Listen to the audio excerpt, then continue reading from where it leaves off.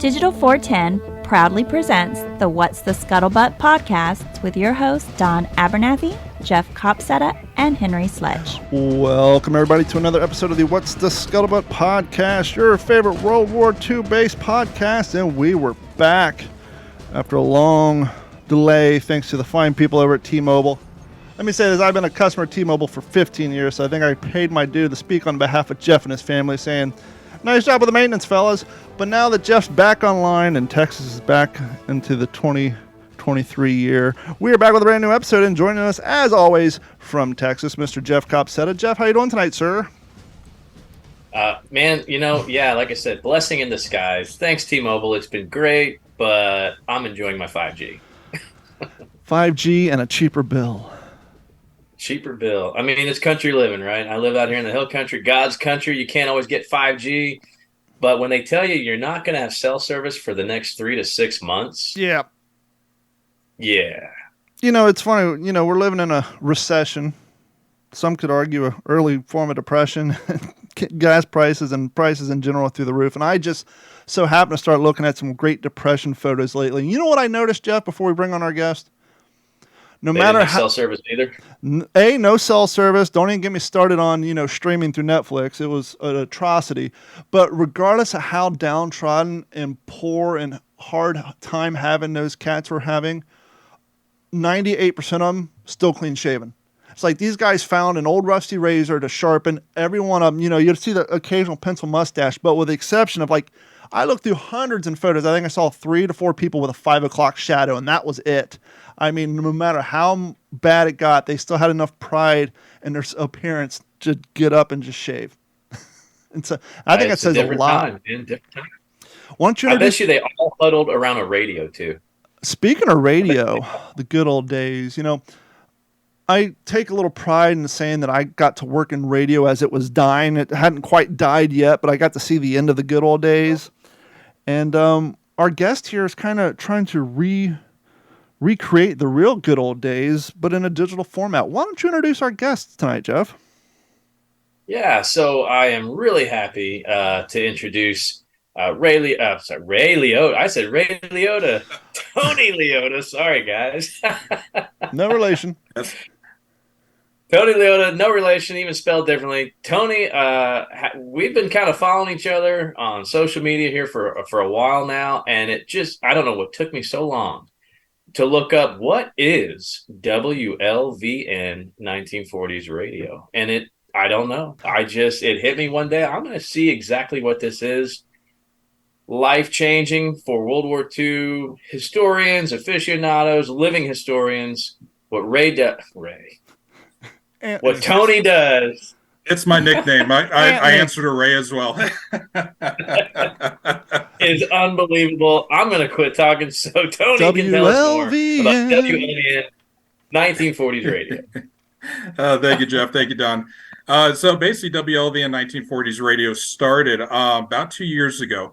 A buddy of mine, and I'd actually had a thought of doing this for so long, but a buddy of mine that I worked with on the railroad here in Montana, he is a 1940s enthusiast as well, and really does live the 1940s life 24/7. He's an even bigger antique collector than I am. I mean, I even got my wife into the 1940s. Almost our whole house is decked out in the 1940s. My house is from 1908. Nice. It's for this radio station is for people that want to immerse themselves more into the 1940s lifestyle, and it's also for the people that enjoy the music. This is some of the music that I found is music that wasn't on the top charts on XM radio or wasn't sold on CDs. And to be honest, some of the songs I found too, surprisingly, some of them were pretty raunchy that I couldn't really play on the radio, very surprisingly. So about 2 years ago, technically you could play it after 10 p.m. because then it's safe harbor. Exactly. I'll remember that. Maybe I'll add that. Maybe I'll add those into the lineup. Real quick before we get to the next point, for people listening at home, so what? You throw a bunch of 40s songs on playlists. What differentiates what you guys do versus someone streaming a pre-configured playlist on another provider? Yep. which So, I think sets you apart. And I love this. This is the most original part of your idea. This is what separates you from everything else, in my opinion. And I bet you're talking about the commercials. Well, So, just the fact that you basically, when you started on a certain day in what, 1941? mhm. Oh, okay. I know. That Yeah. part. So we started in, well, right now it's 1943 on the radio station. We started in 1940. And basically the shows that you would hear on Friday night or on Sunday night, Sunday night, Jack Benny on August, well, actually he's on vacation right now, so you would not hear him, but I followed the schedule that was back in 1943. And So I think the that's show- very, not to step on you, but I think it's very important because that is exactly what separates you from just listening to, a Spotify playlist or a Pandora where you're going to hear the same 38 songs. You are like listening to 1943's radio in real time, day to day. Absolutely. Yeah, and that took me about 2 years to get all of the music together. I've got over 25,000 files of music and radio shows, commercials, news, and I'm collecting even more.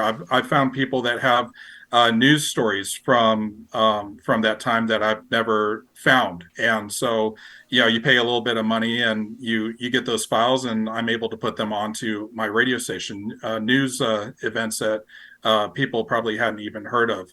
And it's not even war stuff. It could be just regular news events, but that's what immerses more into the 1940s lifestyle, because not always did you have war news. You had news about the economy. You had news about things that were going on around the world other than the war.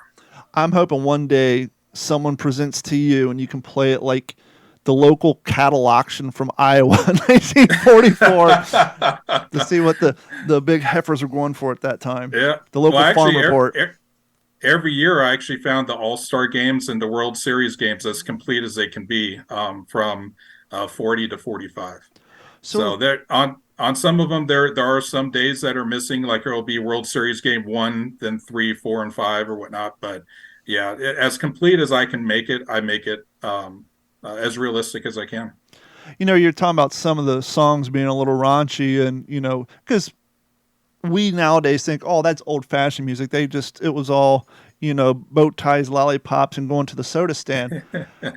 But if anyone has actually listened to any, even just Andrews Sisters, that's as basic as it gets as far as people's reference to 1940s.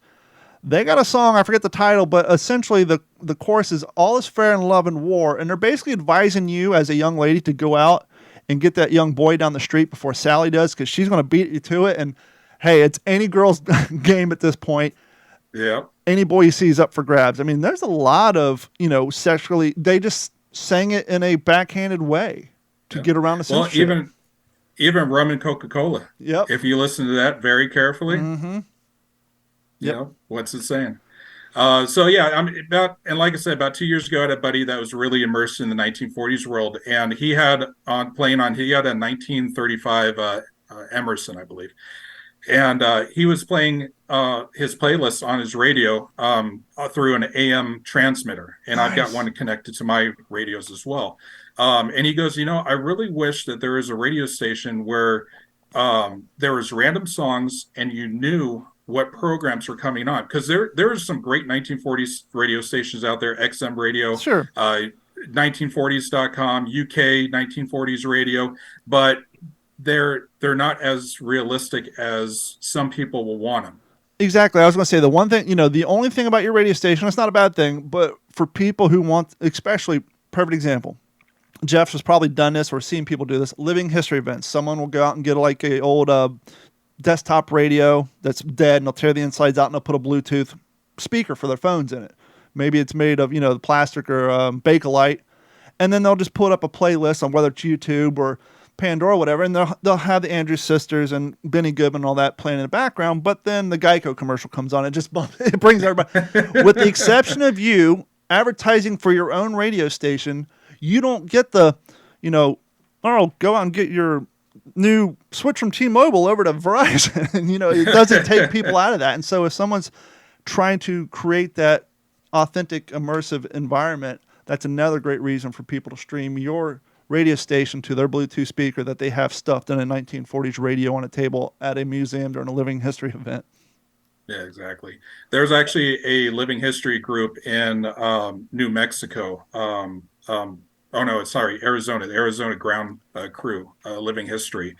And they do a kind of a boot camp every year for new members or whatnot. And I think it's either this year or next year. I haven't heard from him in a while, but I'm going to create shows for that area that they're in. And I believe it's I forget the airfield's name, but somewhere in New Mexico. It's where the first atom bomb was flown out of. So, what I'm going to do is I'm going to create commercials and maybe some news events of that area that will immerse them even further into the immersion. So that was, we're on the same page, because I'm just thinking in my head, that'd be cool. It'd take a lot of getting together ahead of time. But for example, just hypothetically, we have an event up in Fort Morgan in November. That'd be awesome if you have a news report. This is right now in Fort Morgan, Alabama. The Marine Corps collective, blah, blah, blah, blah, blah, blah, blah, blah, blah. And so if they're playing it at the event and people are walking around like, what? Yeah. And so you could just do real-time broadcasts of the formation of the Marine Corps in Fort Morgan, Alabama this weekend for, exercise and weapons training and things like that. Yeah. That's just awesome. Exactly. Or, another idea I had for that event is kind of like a G.I. Jill thing. Make up names from, this is from the Arizona Ground Crew, FPO, whatever, requesting song, Don't Sit Under the Don't Sit Under the Apple Tree by the Andrews Sisters, stuff like that. So it's in the works right now. It's very, very, very skinned down, but we usually put the plugs in at the end, but just because we're in real time and someone's dry and listening, like, oh, that's a good idea. We got an event coming up in February. If someone want to reach out to you and try to organize something like that, where could they email you at? Oh, so they can email me at WLVNradio at gmail.com, or you can go to our website at WLVN1940s-Radio.com. And so back to it, you had a friend who lives in a 1940s themed house. He's got an AM broadcast hooked up his computer. He said, check this out. And you're like, somebody should do something with that. I mean, the main thing that he said to me was, I wish we could find a radio station that was just like in the 1940s. And that's when the idea kind of just went, you know what? I've been thinking about it. Let's put it in gear. And that's when I started, collecting all the files, getting it, finding out how to actually do a radio station and getting it on air. And it's been a blast ever since. It takes some time, it takes some effort, but if you have the love for it, it's all fun, and a very, very, very supportive wife. Yeah, exactly. Now, are you doing that through an RSS feed? I'm sorry? Are you doing that through an RSS feed? Yeah, so I go through radio.co, and then I also have a DJ system on my computer that broadcasts through radio.co. Very cool. Yeah. So, Jeff, you have any questions before I talk for another 10 minutes, as I have to do? Well, I mean, no, this is great, because what you do is so very American, right? We figure out that there's a need for something, and there's something that doesn't exist, and we create it. And that's exactly what you did. It's exactly what we did, that's what made us victorious in the Second World War, right? This type of American entrepreneurship that we have an idea, let's make it happen. And you did. And I can't tip my hat to you enough, because as a living historian, as somebody who really, now look, I am stuck in 2023, unfortunately, with what I do for a living and everything else, right? Real world still kicks in. I'm not like a single guy and I can just be in the 1940s all day. No offense to anybody who is. There's no escaping it, right? But there are times where I want to immerse myself, and there, Sirius XM's 1940s radio, 40s junction. It's been great. It used to be 40s on 4. Now It's on 71, like you said. Then there were times where I would go to it like, why is this Pitbull? Why is Pitbull singing on the 40s? Oh, it moved somewhere else. So like you said, and I often, I've seen how TCM, Turner Classic Movies, has had to deal with some things. I'm fearful that there's not enough drive in the U.S. to keep this stuff going. And I wanted, like you had mentioned, I wanted a deeper experience. And I don't know if Don even knows this, but I'm also a big model railroader. Me and my dad have a very, very large model railroad up in his house that there's a whole room dedicated to it, right? And it's all 1950s. So when we're open for a state tour and we're open for a national tour. So when we're open for tour, we may have 30, 40 people come through for the weekend.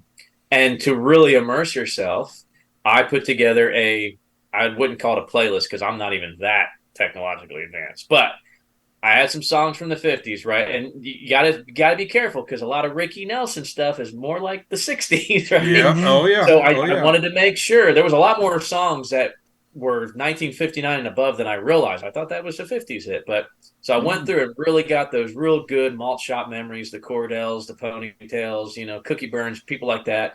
But then I would every 5 or 6 songs, then I would have a Colgate tooth powder commercial or the new Plymouth, or blue whatever coal for your home, and I always wanted something like that for the 1940s.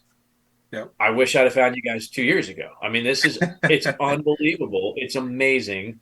You're sitting on a gold mine. It's probably not paying like a gold mine, but it really is. I mean, it really, it's the next level stuff that people like us, living historians, I mean, I listen to it when I'm building my scale model aircraft, if I'm reading my books. And the beauty of it is radio was such an important part of that generation. Mm-hmm. Yeah. And you pick up any book, any memoir from World War II, they're talking about the latest Bing Crosby. It's the internet of the day. Really crooning them out, right? Exactly. And some of those ditties, like you said, that are a little risque. I mean, I had no idea. I just, not too long ago, I was like, what the heck is Frim Fram sauce? What is Frim Fram sauce? What's your FIFO on the side? And then you look it up and they're like, basically talking about this is what they want you to know.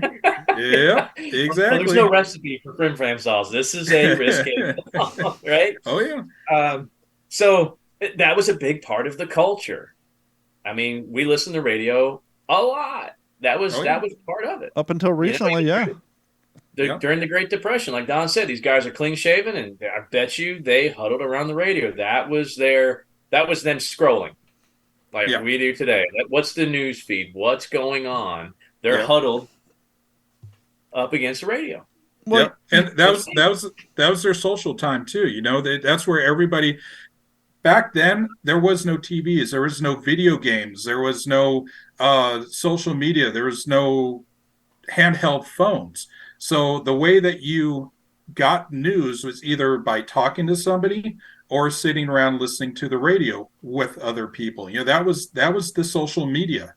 That was their social media, getting together, listening to the radio together. And, in the evenings, and this is what I do on my radio station too, in the evenings, that's when the family got together, you sat down, you ate dinner, and then afterwards, Jack Benny, Burns and Allen, you had all the family favorites radio shows, and the whole family sat together, listened and laughed.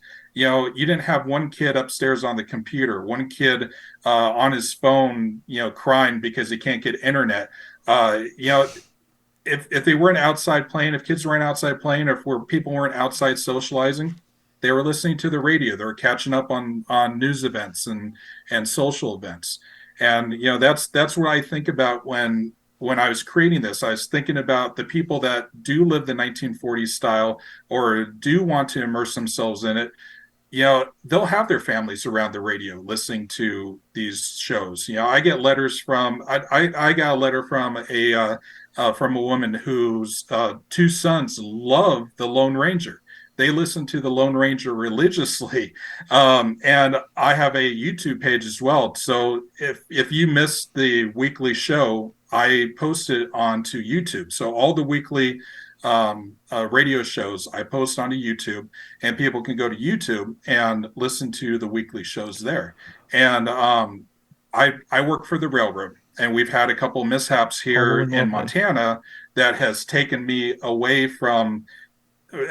time away from it. And so I'm a couple months behind, but I'm slowly catching up. But, I've had people email, hey, is everything okay? We haven't seen an update, or we haven't seen this. Is everything okay? Are you okay? Time I'm to like, onboard your wife. I'm just, yeah, I'm just busy.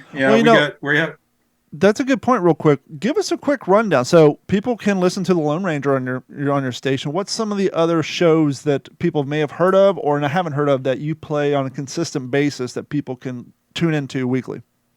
Yeah, so you have the Lone Ranger, Cavalcade of America, Burns and Allen, Jack Benny, the Great Gildersleeve. On Sundays, I have to try and find some more, but on Sundays we had Suspense, Lights Out. So it's a very wide range. And then as I find the news broadcasts, I add those in as well. But Superman was a big one in 4041, and then I believe they stopped for a couple months, and then people got into uproar about Superman's not on, so they brought it back. So there is actually a time, I believe it was in 41, where Superman actually was not on the radio anymore. And then they brought it back, and I was able to find more files than that. But I play shows for the kids. I play shows for the adults. The scary shows, Suspense, Lights Out, always make sure that I play those at night, just like they did back in the day. And so what I do is I go to Radio Magazine. And in the back of Radio Magazine, and you can find it on the internet, at the very back of Radio Magazine, you have a schedule of the radio shows for that month. So anytime that I'm putting together my schedule, I always go to the Radio Magazine and make sure that I'm playing it at the right time or close to the right time that it played back in 1943. Some shows I can't find on Radio Magazine, so I kind of just place them in places where I think people would be interested in hearing them. Well, let's talk about that a little bit, because you fall into a interesting digital realm, and that is, very few people know this. Licensing on content, especially music, isn't per song, it's per the actual recording, meaning who owned the recording when that version that you're listening to is recorded. Mm-hmm. And most of them are radio or A&Rs. But most modern day copyright policies didn't come into play until 1962. And so the offhand rule of thumb is any music prior to 1962, chances are won't have a licensing on it. You can get away with playing it and streaming online unless somebody has remastered it and re-recorded it. And then here we are. So my question to you is, so you fall clearly in the realm of pre-recording licensing, but you also fall right smack dab in purely analog. And so the only access to digital stuff you're going to have is either people who's recorded it, radio stations that's found old records and recorded it, or hobbyists who've taken their record players and ran them through a capture device and recorded their grandparents' old records. So how did you go about acquiring your ever-growing catalog? And obviously we don't care about figures, but how much of it did you kind of run into, okay, it's not licensed, but somebody did spend time and record it, and they're, how much of it did you come across easily, and some of it you're like, is it really worth that to have this in my catalog? Yeah, and looking at that, so I want to say about 90% of it I found on archives.org. Nice. You can go to archives.org and download a lot of the shows that they have there, a lot of the music, and then I also have a license through BMI for the music. So that's where I get most of my music from. So you don't have to worry about those phone calls and those. Yeah, exactly. And that also protects the people that play my music as well. If somebody wants to play it for an event or wants to play it in their store, the music that's coming straight from my feed is licensed and protected. People don't realize that. Every once in a while, BMI might, hey, we need to scrape up some revenue. Let's send some agents out to local bars and see if they're paying for the licenses on their jukebox. And that's exactly a thing. That is a thing. Yeah, and when I first started, I actually did not know about the 100-year license. Like a lot of the music has a 100-year license on it. Mm-hmm. So when I first started, I'm like, hey, everybody will love this. This is fun. And boom, I put it on there without even thinking or actually knowing too much about the radio world or the music world, anything like that, until somebody had said something about licensing. I'm like, maybe I should look this up. So I looked it up. I figured, hey, 1940s music, it should be, it's 80 years old. It should be it should be public Unless music. you come across that one track that was redigitized in 1994. Yeah, exactly. And so I was like, you know what, to be safe, I don't think anybody's really going to raise a fuss about it being in 1940s music, but just to be safe. And if somebody is playing my music station in a store or event and whatnot, I want them to be protected as well. So I just paid the money for the license, and now I don't have to worry about it. I see it as a sign that we're starting to get more traffic on this website, because I've gotten 2 emails from the fine people at the image copyright. I got an email about, on 9/11, I posted a picture of the Twin Towers. I got hey, either you need to pay for a license or take that down. I'm like, hey, we're getting enough traffic there. We're showing up on these sort of things. So clearly I took the photo down. I wasn't going to pay for it. But I'm like, yes, we're gaining traction, boys. They're looking out for us. They care if we're putting copyright images up. Oh, yeah. Oh, yeah. Some people are funny about that, and other people, most everybody, because I have a Facebook group as well. You can look at it's 1940s Radio, WLVN1940s Radio Facebook group. And, I asked people on there, I said, hey, I'm going to have to shut this down for a little bit until I get my license, because I want to do things the right way. I want to do things the legal way. And, I got 95% of the comments on there was like, hey, just, nobody's going to care if it's 1940s music. But you could have that one inspector go around and want to raise something, and all of a sudden whoever's playing my music could get in trouble, or send me a letter to stop and desist. So just to be safe and allow my listeners to continue enjoying the radio station, I just went ahead and got the license. How early do you go? Because keep in mind, it's 1940s radio, but you can listen to 2023 radio and they're going to throw in that track from 1987 every once in a while. Do you ever throw like a 1932 song in there? I mean, how early do you go? So I go from 1940 to 45. So all of the music and all of the radio shows that I have and news and commercials are from between 40 to 45, the war years. Basically, I wanted to focus on the war years. But if you do need to fill space, it would not be unauthentic to throw a 39 song in there, because at that time they would have been playing the hits from 5-6 years before. So. Oh yeah. So everything is from 45 and beyond.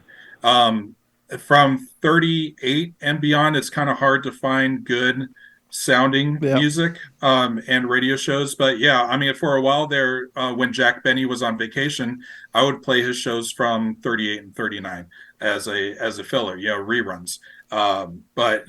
Mainly I focus between 40 and 45. Jeff was talking earlier about the importance of radio of the time and the era. And here's all you need to know. And I never really thought about it until I heard a Korean War vet talk about this.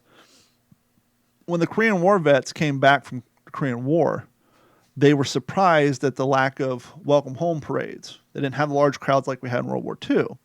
And you think, well, it wasn't the same thing. No, television was invented.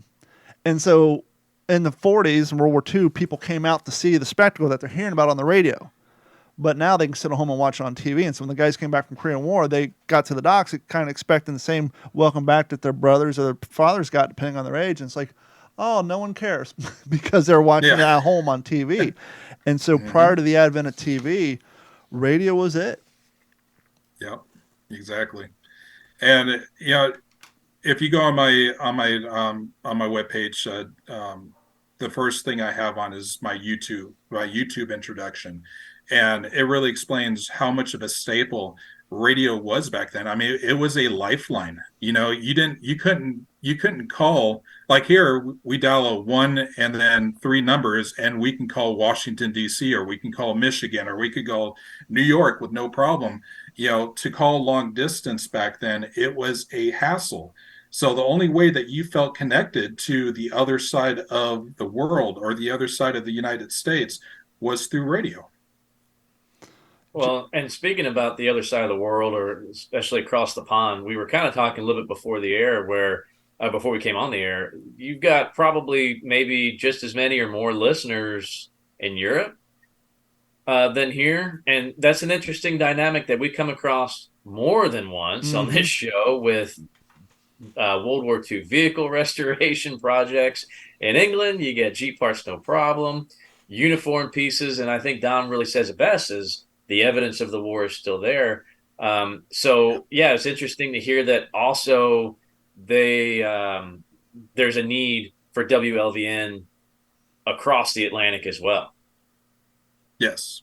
And, I look at my analytics on my radio station, and I've got 5 or 6 people that have the radio station on for, it's been over 500 or 600 hours that they've had the radio station just running the whole time. And that's why I created the radio station. So you can just flip on your radio and here's the music. You don't have to connect to a Bluetooth and do this and do that. If people know how to set up their antique radios with an AM transmitter and then tune the radio into that transmitter, you can have 1940s radio playing 24/7. All you have to do is click on your radio and it comes on just like in the old days. Explain how that works. To connect everything.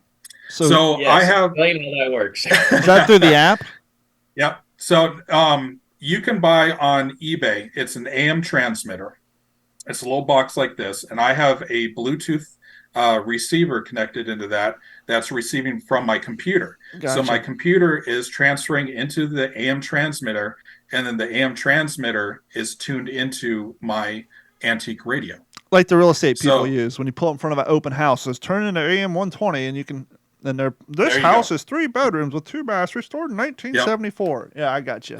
Yeah, I think they call that talking house. I tried one of those AM transmitters and it didn't work too well for me. But they're very thicky. You can't have a lot of electric static around it, so you have to place it in an area of your house where you don't get a lot of electric intrusion. That'd be cool if someone made an app that actually your phone transmitted a 20-foot AM signal, so you could just tune in on that. That'd be pretty damn cool. That would be great. Yeah, just make one. There you go. Well, it's funny you say that. If you obviously a lot of our audience are living historians, but if you go online and like Google vintage 1940s clothes, not World War II uniforms, not living history, but like, I want to get me a nice 1940s era suit. A lot of the modern day authentic reproduction clothing are on European websites. Definitely. There's, I don't know if it's their form of hipsters over there for young kids. Hey, instead of wearing skinny jeans, I'm going to dress like my great grandparents did. I don't know if it's a thing over there or it's definitely a lifestyle, but yes, there's way more interest in that era of clothing, music, and everything than there is here. Oh yeah. Big time. Most of my clothes, I've got it, and my wife always makes fun of me for it. But I have high rise pants, high hip pants, and it really to wear those pants. I know it's just pants, but to wear those pants, it feels like you're really immersed into that world. And a lot of people don't realize. She makes fun of me. She says, "Oh, you're wearing grandpa's pants." But Anthony's like, if it doesn't have an 18-inch zipper, don't even bring it over here. Exactly. But a lot of people don't realize that was a style back then. They wore their pants on their actual waist. Yep, over the belly button. Over the belly button. That's in the military. Where do they tape you? They tape you around the belly button. They don't wear it in what we call a waist nowadays. Yep, it's funny because I've been to probably 3 a lot of times tactical events, but I've been to 3 events where someone will be sagging their HBTs or their airborne pants, and they inevitably rip the crotches at them because they're hanging down. It's like, no, you got to bring the crotch up to your crotch, and then it's not hanging down, and then they won't blow out. You got to pull them up. You got to wear them, and it's funny because people in the 80s and 90s, why do old people wear their pants up to their belly buttons? Because that's the way they wore them when they're 20. Just like now you're seeing girls walking around like they did in 1993, and they still have the shrub on the front of their head. Like, it's 2023, cut the shrub off. But, some people just stop in their era, and that's the way it is. Exactly. So you say what you will about Grandpa, but he kicked some butt in the 1940s. So, yeah. With him. Oh, absolutely. No, I definitely would not. No. My grandpa was a duck driver on D-Day, so I definitely would not. Definitely would not mess with him. I got to, when I was in middle school, I did a report on him. And I actually was able to get his journal that he had during the war. And I think my uncle has it now. But a lot of stories, one story that he has in there is, and my grandfather, huge TV watcher. I would go over to his house with my dad as a kid, and he would have 3 TVs on at the same time. One is Jeopardy, one is Price is Right, one game show nut. but he loved movies. He loved TV. And this one night they're having a movie showing, and his buddies want him to go to the theater with them. But he goes, no, I don't feel like it tonight. I'm just going to work extra, driving supplies back and forth from the ship to beach. Well, that night a buzz bomb came over and landed on that theater and killed every single person in that theater. Wow. Yeah. And you talk about lucky.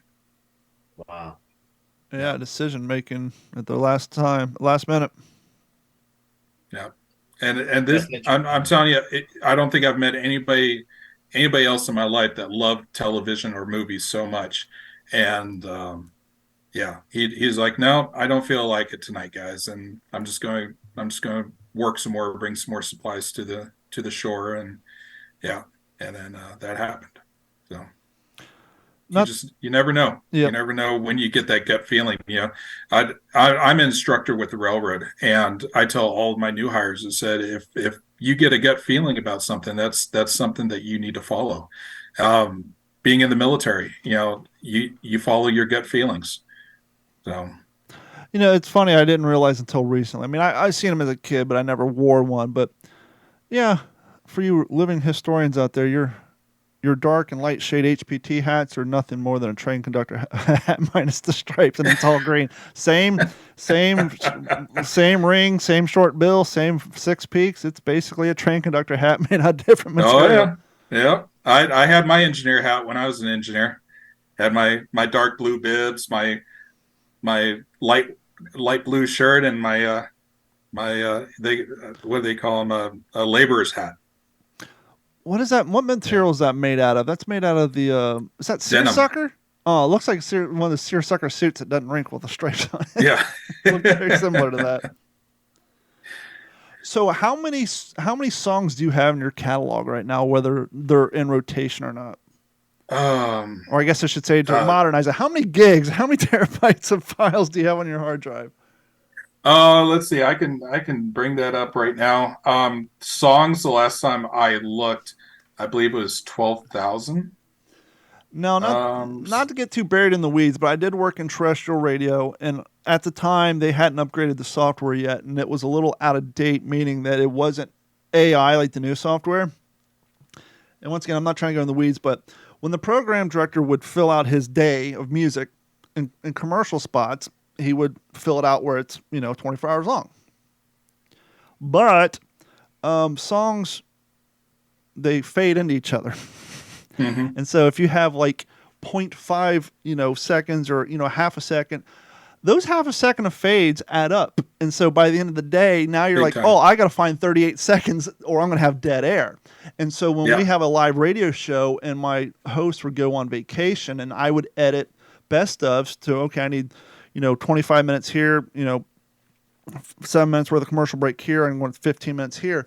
But starting at 2, then around 5:45, I would have to come up with about, a minute and a half worth of content because commercials fade over top each other. They fade in.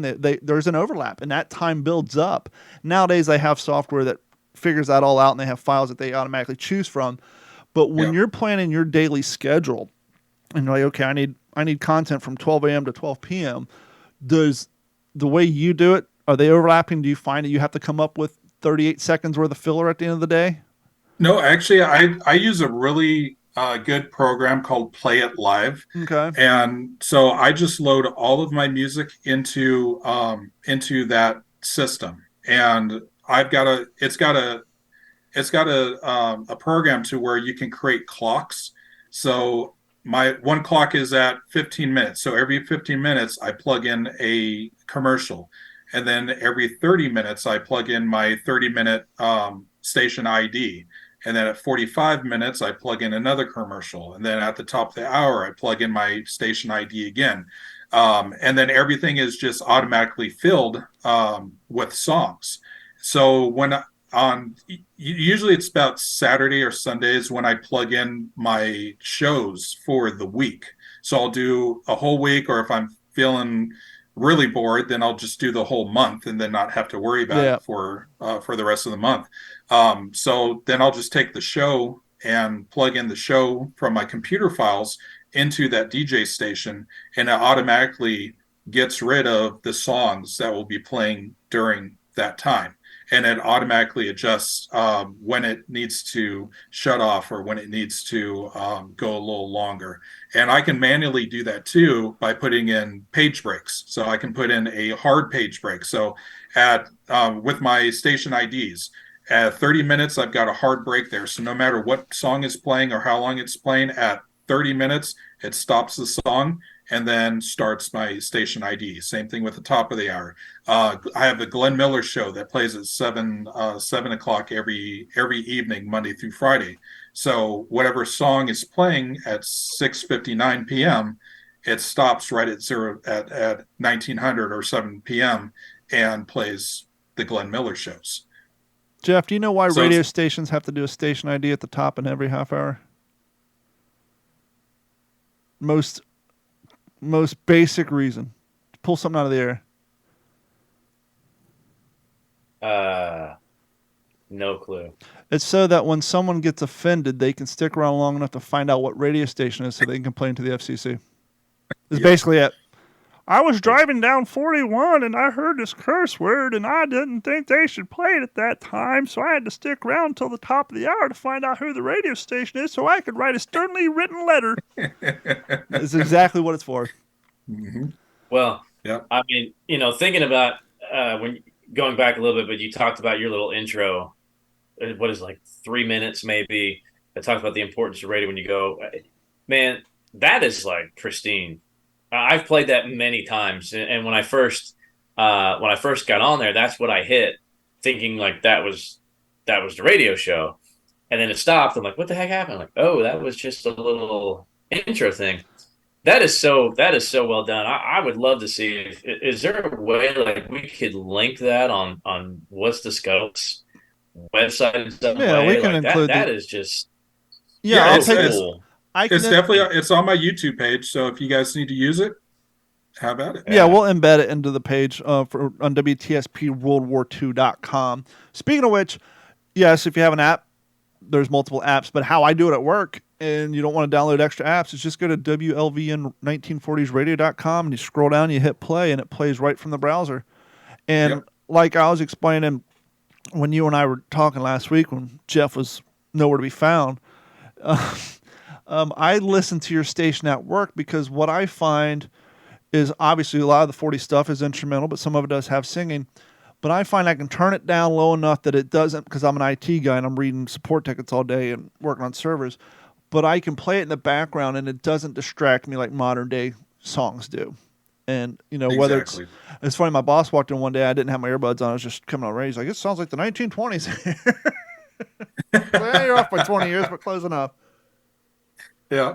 And it's easy to read to as well. Yeah, I'm a big reader, and I could sit out on my porch, put the 1940s music on, and read at the same time and not be distracted. But if there's certain music that my wife likes the newer age music, so if she's listening to newer age music, or she loves the 80s, so she listens to her 80s music, that's kind of, I don't know what it is, but it's harder to concentrate while reading when listening to that kind of music. I don't know if it's just the tone. The 40s music was more of a softer tone, and it had a good beat to it. So your mind really got into a beat, just like when you're reading.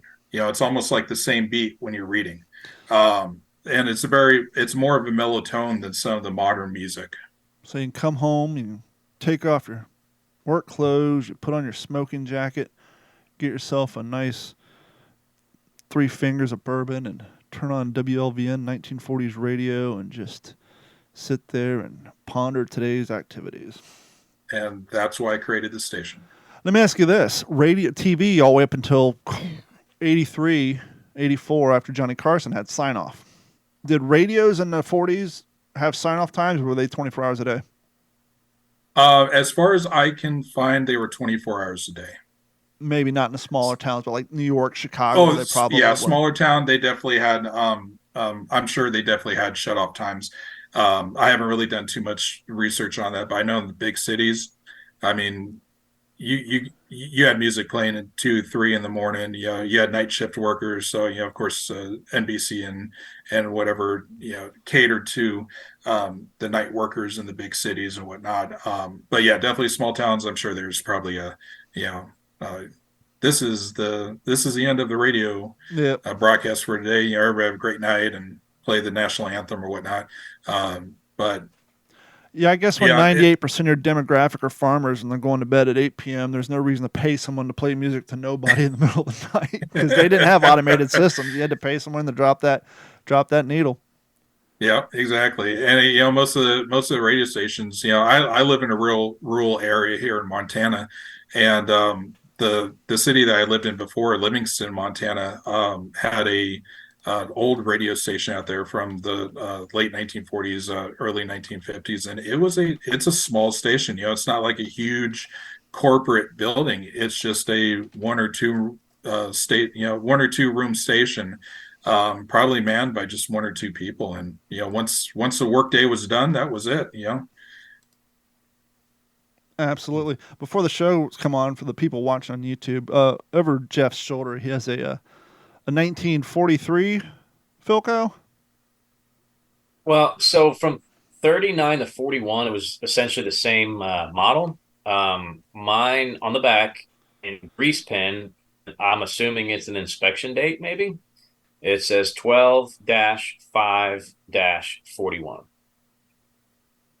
I'm surprised there's not a label. Chances are on your major components, there's probably a label in there. Because I have a Philco, a 31 Philco, and there's a label that actually has the copyright date on it. There's several copyright dates on this label, if I remember, and they run from 39, 40, and 41. Very so, cool. Yeah. But yeah, that was a neat find. And you plug it in, it lights up, it squelches. I could pick up some AM, believe it or not. I'm really interested on Tony's idea though, with a little deal to kind of put WLVN the AM transmitter. Oh yeah. Yeah. And as crazy as it sounds, and this will mean absolutely nothing to modern people, how cool is it to hear your sterile digitized song get a little warmth to it from the tubes on an old radio? It's got to sound pretty nice.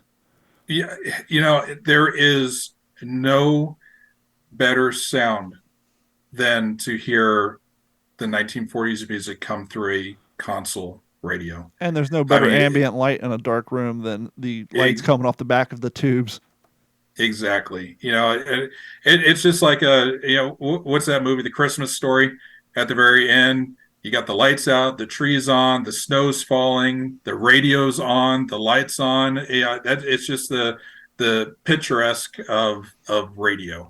And just like I say, even my mother-in-law, my wife was from the Philippines, and my mother-in-law just got approved to come here last year. Nice. Her mother grew up in that time of the 1940s and 50s music, and that's all she listened to. So my mother-in-law actually plays my station all day on my 1941 Zenith radio all day. That's while awesome. I'm at work. She plays my radio station because it reminds her of her mother. That's great. Which is great. I walk through the door when I come home and 1940s music playing on my radio. I love it. Ma, you're using it's just up my bandwidth, Ma. So and I get letters all the time from like the most ones that hit my heart the most is letters from people whose parents lived in that era, are dealing with dementia. And I get letters saying that, hey, when my parents listen to your radio station, it really helps their dementia because it brings them back to a time that they were the most happiest. So it just, it almost brings, it almost brings a warm, fuzzy feeling, a tear to your eye, knowing that what I meant this radio station to be has gone beyond what I thought it would be, And there's something to that. We were having a discussion on my other podcast, the What's in Your Head podcast, the other day about the importance of music, and I brought up the fact that music embeds itself into one's memory so deeply that, whenever you hear a song, you think of a time in your life. Well, that is one of the few memories that does not get erased quickly from, I almost want to say victims of Alzheimer's, because they basically are victims. They're not in control of it. And that is the one sense of smell and thought through memories through songs are like the last remaining things for people suffering from Alzheimer's.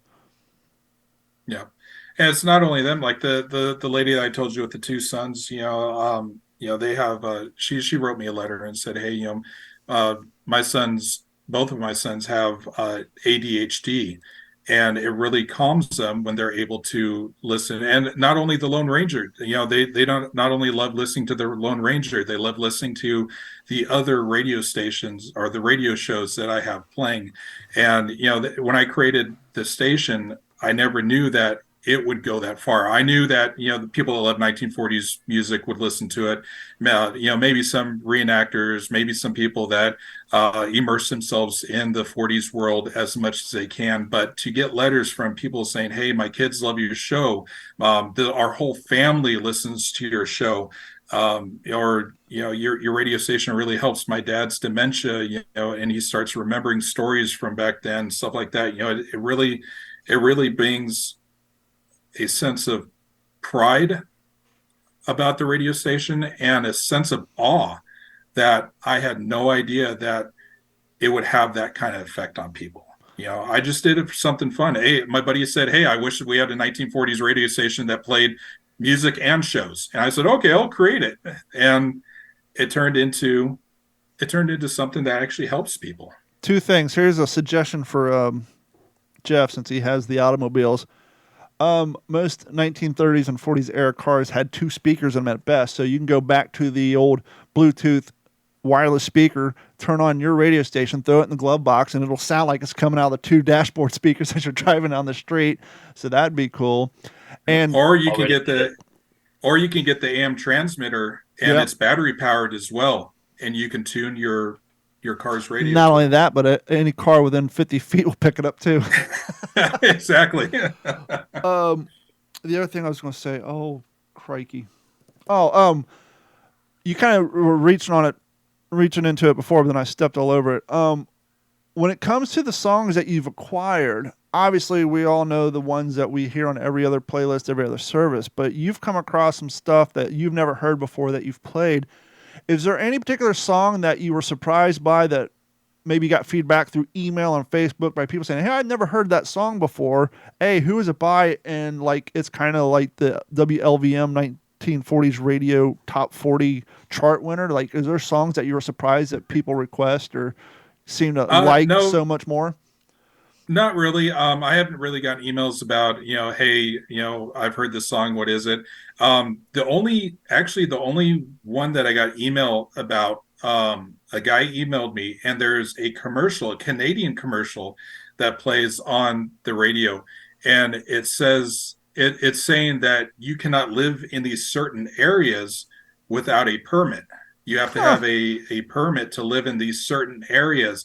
And he wrote me, he goes, I have never heard about that before. I never heard that you had to have a permit in Canada to live in certain areas. Awesome. Do you have any more information on that? And I've looked everywhere. I looked everywhere. Maybe somebody listening to the show can enlighten me a little bit more on it. I couldn't find anything on having to have permits to live in certain areas in Canada. Jeff, you got anything? I'm just, I can't say it enough. My hat's off to you, man. It's just such an incredible idea. And just listening to the impact that you've made in such a short amount of time. I mean, that's just, in just 2 short years.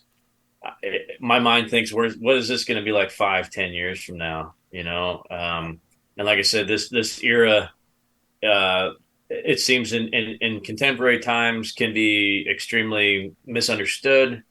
It can be very stereotyped. So for the people who truly do appreciate it, understand it for what it is, like I said, with these other things that are kind of being under attack because all of a sudden it is what it is. Okay. We live in today's day. So to know Yeah. that, like I said, there's somebody like you that's keeping their memory alive. I mean, you've done more. It doesn't matter what uniform Don and I put on. It doesn't matter what living history event. It doesn't matter how much brass we bust, trying to keep history alive. You've done it from the comforts of your home in just such an amazing way that it's awesome. We're just so glad to have you on the team and to have you on. And I hope every one of our listeners has already or will check you out and start getting you some airtime, because it's unbelievable. Just you don't advertise. You don't really. Nor do we. Yeah, no, it's been more of word of mouth. I'll try and throw some things up on Facebook groups. Here and now. It's so hard with Facebook. If we have a special show coming up, or if we have the World Series coming up, I'll throw up some advertisements about that.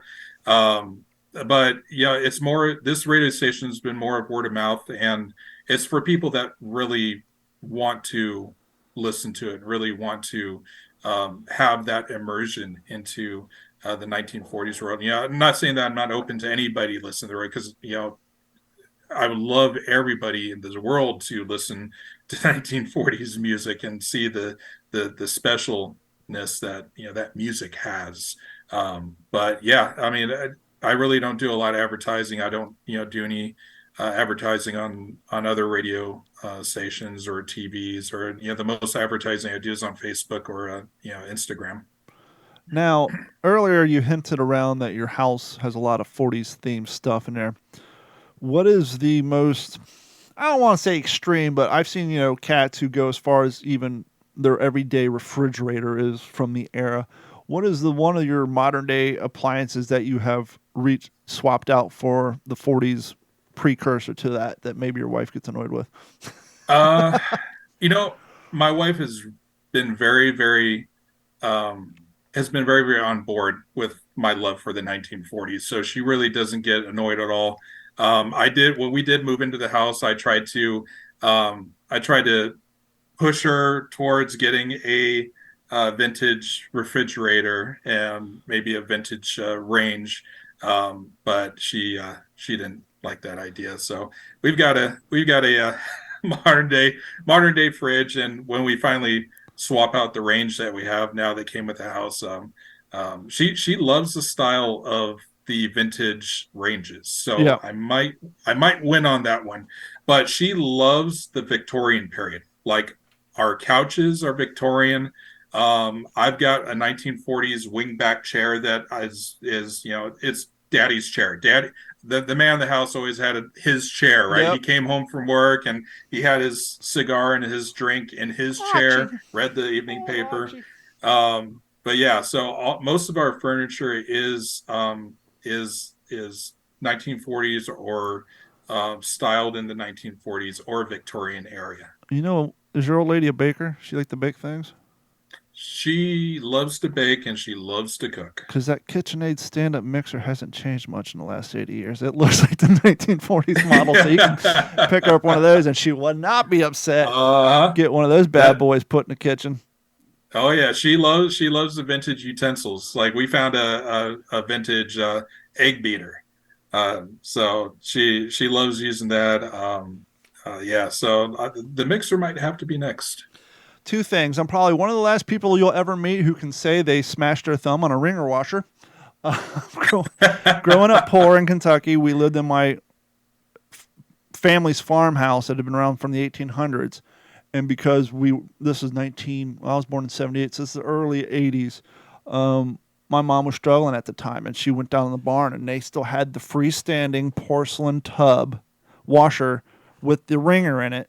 And you just plug it in, you fill it up with the water from the water hose, and then when it was done, you'd run it through the two wheels. And I was like 6, I got my thumb stuck in there, put it on reverse. And so I had the luxury of using a ringer washer in the 1980s. And what was the other thing I was going to say? Oh, I done lost track now. But yeah, ringer washer, my thumb. Oh, that's what I was going to say. One of the things we all like as historians and antique collectors, and we hear it all the time, things don't last the way they used to. Things don't last the way they used to. We live in a disposable society, which is true. I cut the cord not too long ago, and I have Roku TVs, and on the Roku channel, they play Price is Right, the Bob Barker era, 24 hours a day. And so you're watching the Showcase Showdown, and they show this refrigerator from 1974 or 1980, and depending on how early it is. And so you're trying to adjust for inflation. Like, okay, well, that would be $900 nowadays, so that would be $300 back then. No, refrigerators were freaking expensive back then. A lot of that stuff was because, and also the thing too, like if you guys watch Stranger Things, like if you're in your 30s or 40s, you watch Stranger Things or that movie with Jessica Biel, I think it was Cookie or something, where she ended up killing her neighbor, takes place in the 80s. Like I'm watching those shows and I'm like, my mom had that, my grandmother had that, and you realize, oh, it's not because that stuff was popular. It's because they had less manufacturers making crap. And so everybody's house had the same coffee table, the same cotton owl, the same fisheye mirror with the eagle on top. We all had that same stuff. But it was all expensive because things weren't mass produced like they are nowadays. And so sometimes you'll think, okay, this is 30 years ago. The value of the dollar was less. And so you put a lowball price on it. It's like, no, a refrigerator in 1978 is about as much as that Samsung stainless steel 2-door freezer on the bottom is nowadays, and that's why it lasts. It's insane. Yeah, exactly.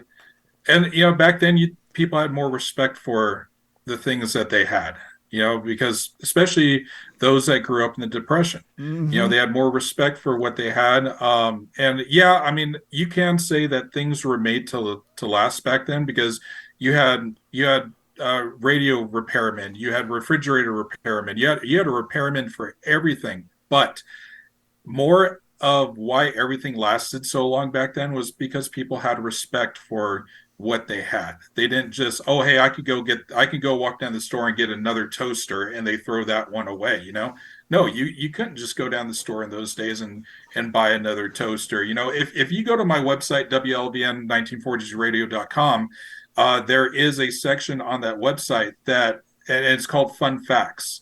And you can see in 1943 how much a house cost, how much a car cost, what the average wage was during there. And you'll see that, a car may have cost $900, but back then you were only making $900 to $1,000 a year. Let's put Jeff on the spot. I'm actually on your website. Jeff, what was the cost of a brand new home in 1943? I'm going to say, let's see, 1943, you could get a Dodge. No, we're talking house right now. We're new house. I'm going to say $5,000 to $7,000. $3,600 for a price of a new home. What was the average annual income? So if a house cost $3,600, what do you think the average wages per year were? $1,500, $1,400. Close, $2,000. $2,000? Yeah. Depends what you're doing.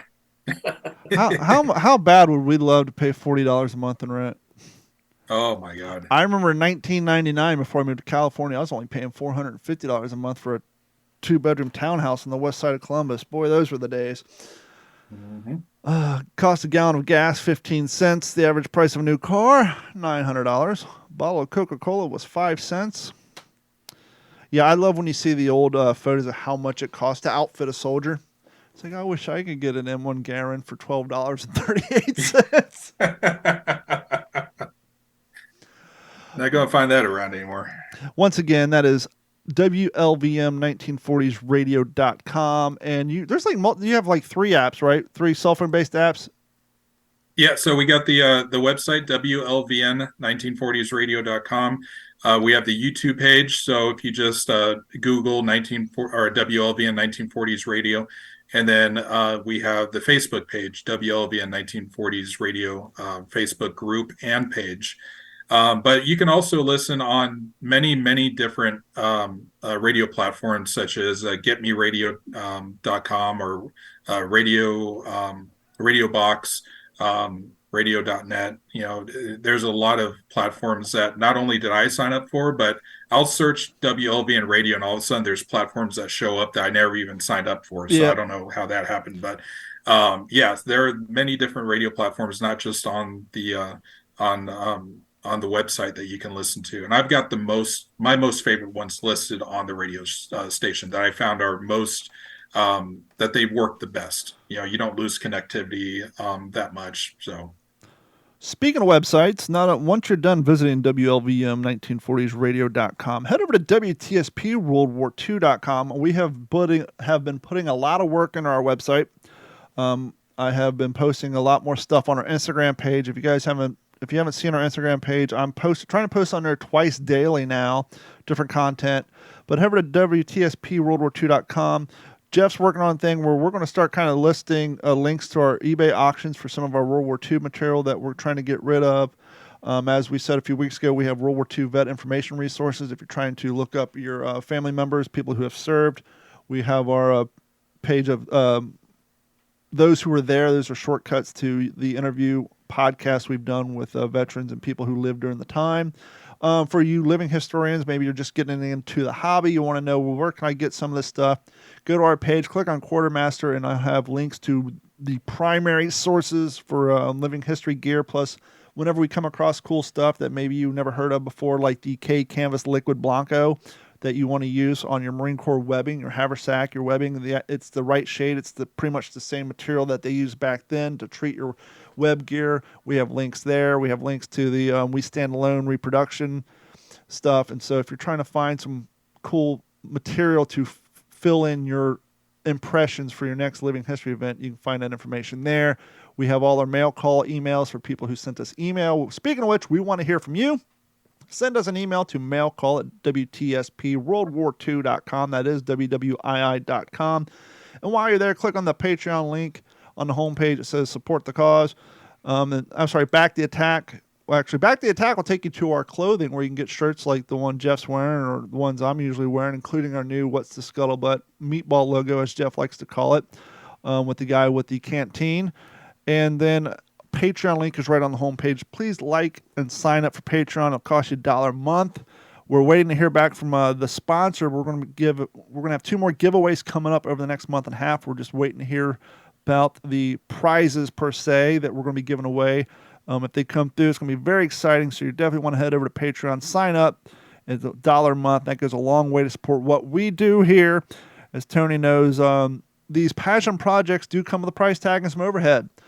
And yes, they are minimum compared to other businesses people run, but it is overhead nonetheless. It does come out of the pockets and the family income of the people who run them. So if you enjoy our content and Tony's content, I'm sure he has ways you can support his projects. And the way you can support us is either sign up through Patreon or, kind of my reference earlier about living in a modern day second round of the recession or depression. Money's tight. I get it. Just watch our YouTube videos. Doesn't cost you a dime. We are monetized. And for every video you watch, it might scrape us together half a penny, but that all adds up. So you can support us that way as well. And so before we end the show, we're going to do what we've always do, and that's the beloved segment of the show. What you reading? Jeff, what you reading? Don, I thought you would never ask. I have been waiting to talk about this book for quite some time. We haven't talked about it on the show. I haven't. The fellow who did 15 years worth of research that made this book possible is the one who talked about it. And I'm talking about our good friend Dennis Blocker, who's been on our show multiple times, not just as a guest, but as a co-host. He's really helped fill the gap and back the attack, you might say. So thank you, Dennis, for that. But Heart of Hell. This is the book that Dennis referenced multiple times on the show. The story of his grandfather and what he did and his buddies did on LCI gunboat 449 in the shadows of Mount Suribachi at Iwo Jima 2 days before the Marines landed. The LCI gunboats were charged with deploying the underwater demolition teams, Navy frogmen, to go in and clear the lanes for the Marines to hit 2 days later on the 19th of February. And unfortunately, these 8 boats were completely devastated by Japanese fire from Mount Suribachi and the beaches. So it is an unbelievable story. You're going to get you're going to get to know these guys. Mitch Weiss is the Pulitzer Prize winning author of this book. Dennis did the research. Mitch is the one that pushed it out. You're going to feel like you know them. You're going to feel like you know what their laugh sounds like. You're going to feel like you know what these rooms smell like, the cigar smoke, playing cards. And I want to read, if we got a minute, I'd like to read 2 quick excerpts because it has to do with radio. Before you do, re-say the name, because as so happens, your audio dropped out when you said the name, and there's people at home listening. What's the name of the damn book, Jeff? So give the name of the. That's all I've got to say about that. Yeah, give the name of the book, and then you can read your excerpts. Heart of Hell, The Heart of Hell by Mitch Weiss, the untold story of courage and sacrifice in the shadow of Iwo Jima. Again, it's about an LCI gunboat crew at Iwo Jima. Unbelievable story. So I can set the scene real quick. There is an officer by the name of Byron Yarborough who is writing letters to a Betty Jones in Cordell, Georgia. Betty is a friend of a sister of one of Yarborough's buddies, and his buddy noticed that Yarborough's not really getting a whole lot of mail from back home. And just like we mentioned on the show many times, how important mail is. So he said, hey, is this a sympathy letter book? Is this a sympathy letter book? A guy felt sorry for his buddy, and he I'll send you, you can have my allowance for the next 5 years if you send my friend Steve a letter. Well, it was quite an impactful offer, apparently, because Byron Yarborough and Betty Jones have gotten very close. I'm not finished the book, so there's no spoiler alerts we have to go through here, but just to set the tone, Byron, as his buddy says, assumes the Betty letter pose quite often when he's writing these letters. He's writing a letter now almost once a day. He's receiving a letter almost every other day from Betty. They've never met. They have no idea. They just met through letters, and they feel like they know each other. And every letter, they divulge a little bit more personal information about their families, about their just what they like, what are they interested in, and this friendship is really, really developing. So Byron's pretty fond of this girl, and he signed off his last letter, "Love, Byron," hoping she would notice the love part. So in her last letter, Betty had asked Yarborough what kind of music he liked and more details about his family. He said he liked big band music. They had just gotten some V-disc records, and I'm having a good time trying to learn all the new songs. They sound sort of funny at first, but then you get better with each playing. I like Glenn Miller's Poinciana and Fellow on a Furlough. Do you like popular music? Skipping ahead, much of Byron's use of love excited her. Betty wasn't ready to write that herself. She couldn't let him think her overly forward. She knew he could read it clearly enough between the lines. She folded the letter to the sound of violins, followed by Frank Sinatra's smooth baritone. She stopped. When Your Lover Has Gone was one of her favorite numbers, a torch song with melancholy lyrics. When You're Alone, the magic moonlight dies. But tonight, Betty didn't feel sad at all. No, she was hopeful. When Byron returned, they'd be together. She was sure of it. Many of these letters that you're going to read when you read The Heart of Hell, these are quoted. Mitch quotes, he pulls a lot from these actual letters between Byron Yarborough and Betty Jones. And as you're reading through, you will see how important the music is, the things that they like, the same songs, the same type of music they like. And I thought that was just wonderfully fitting with our guest tonight with Tony here from WLVN. Again, man, well done. Awesome what you're doing. Loving it. Going to give you as much airtime as possible and as much advertising as possible, because it's like you said, it's that much deeper. You can wear the pants, and you can know the lingo, and you can bust your thumb in an M1 Garand. But it don't mean a thing if it ain't got that swing. There you go.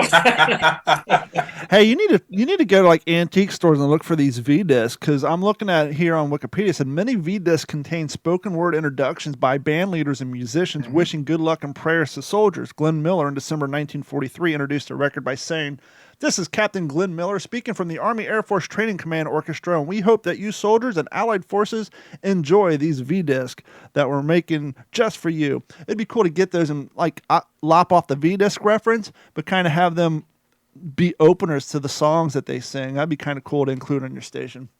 Oh, actually, I have a whole load of V-Discs files.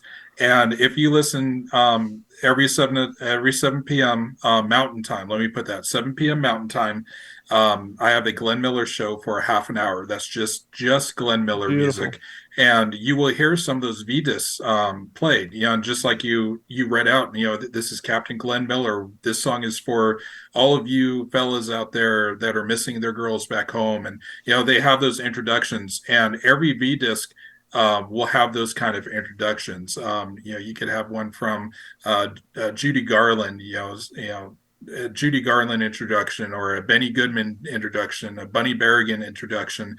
It's very, very unique for these service members, and it was that morale boost that they had. That hey, we're not forgotten over there. It's that connection, and that's what music was back then, and that's what radio was back then.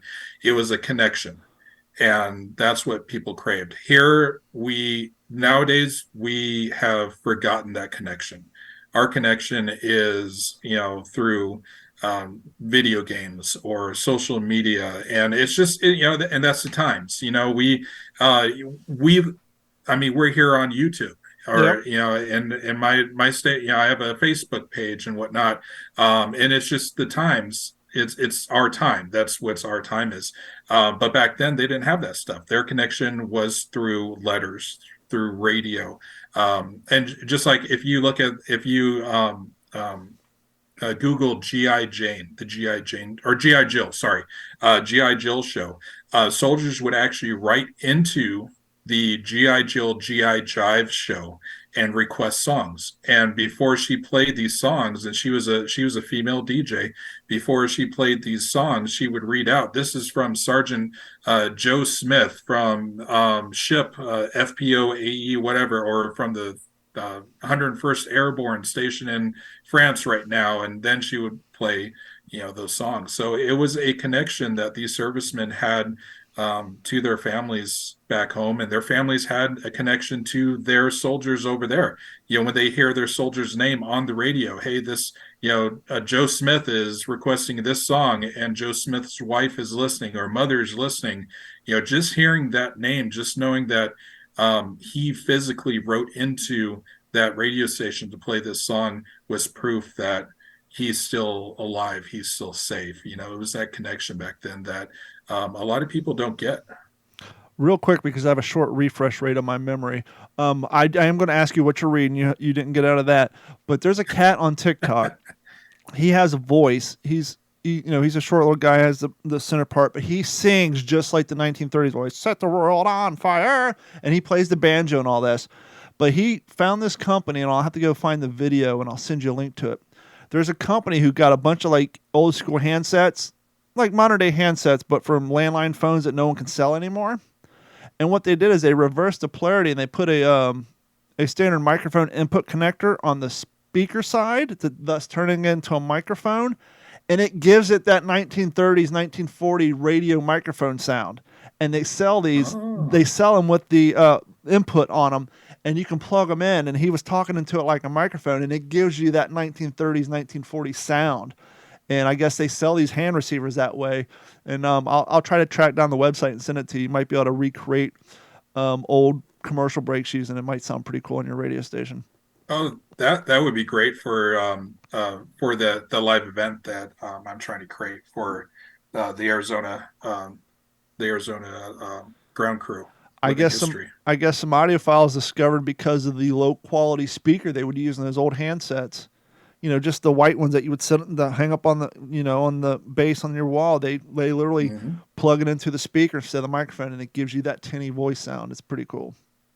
Oh wow, that would be awesome. So, hey Tony, what you reading? Well, right now I am reading the Rise and Fall of the Third Reich. I kind of go in waves. So sure. I spent maybe 3 or 4 months studying on the Pacific Theater. and now I'm working on the European theater. Before that, I was working on the German Air Force and the American Air Force. So I kind of go in waves. But the rise and fall of Third Reich is actually written by a correspondent that lived in Germany before Hitler came to power and through the war. So it's very well written out, and it's funny. Every so often, he'll throw his own little opinion in on some of the higher rank Nazi officials that he has actually met before the war started. Wow. Yeah, so it's very interesting to hear this guy's opinion on Goebbels or on Goering. It's really interesting. But one book that I do have to really put on a soapbox out there, if nobody's read it, I'm sure every historian and every World War II lover has read it, but if nobody's read this story, A Higher Calling. Mm-hmm. So was that you or Henry was talking about that not too long ago, wasn't it?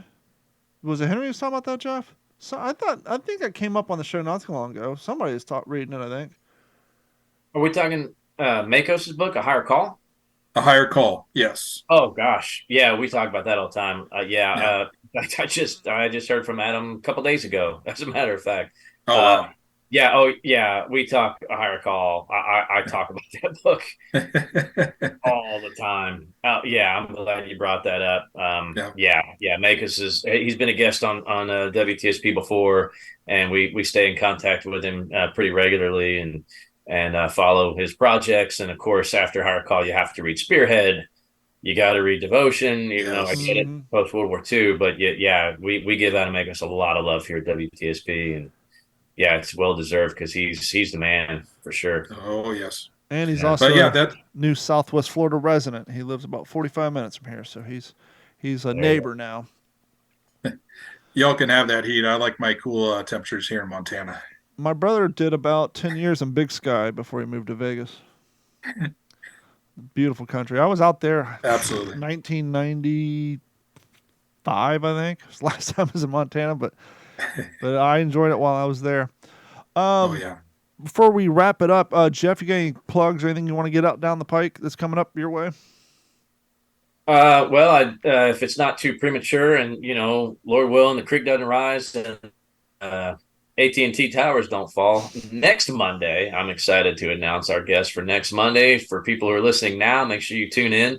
We're going to have a good friend of mine come on who is an incredible General MacArthur / FDR reenactor, impersonator. He is the West Coast MacArthur out of Culver City, California.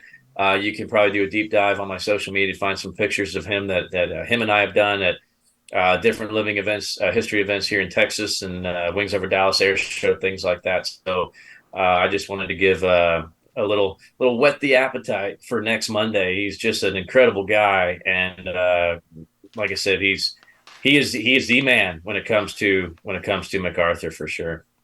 And I want to give a real quick shout out to Standard Issue Coffee. I got my bag of Night Ops Dark Roast coming in. I'm going to take us to work tomorrow and consume it there, where I go through about 4 cups of black coffee each day. And we want to thank your WTSP mug. In my WTSP mug, and I want to thank Mr. Tony Leota for coming on. He's from WLVN1940s-Radio. You can find that over at WLVN1940s-Radio.com.